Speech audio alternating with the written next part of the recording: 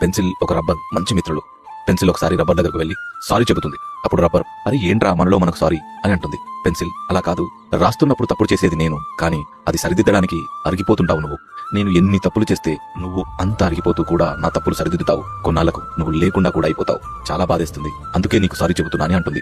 దానికి రబ్బరు చచా నువ్వు నాకు సారీ చెప్పడం ఏంటి, నేను కాకపోతే ఎవరు సరిదిద్దుతారు, అయినా కొన్నాళ్లకు నీకైనా గుర్తుంటుంది కదా రబ్బర్ అనేది ఒకటి ఉండేది, నా తప్పులు సరిదిద్దేది, అది నాకు చాలు అని అంటుంది. ఈ కథలో పెన్సిల్ మనమైతే అరిగిపోతూ కూడా మన తప్పులు సరిదిద్దే ఆ రబ్బర్ లాంటి వాళ్ళు ఎవరో తెలుసా? అక్షరాలే రాయడం రానప్పుడు ఎక్కువ తప్పుల్ని సరిదిద్ది భరించేది అమ్మ అనే రబ్బరు. అక్షరాలను పదాలుగా సరైన వరుసలో రాసేటప్పుడు తప్పులు సరిదిద్దేది నాన్న అనే రబ్బరు.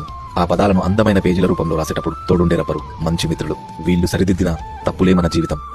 కొన్నిసార్లు పెన్నులా కూడా మారతాం, తప్పులు చేసినా సరిదిద్దుకోలేక మచ్చలు మూట కట్టుకుంటాం. ఈ కథలో నీతేమిటంటే జీవితం అనే పుస్తకంలో మీ తప్పులు సరిదిద్దుతూ ఉన్న అలాంటి రబ్బర్ లాంటి వ్యక్తులు ఎప్పుడు దూరం చేసుకోవద్దు. ఇప్పుడు త్వరగా మీ రబ్బర్ పేరేంటో కమెంట్స్ లో తెలపండి.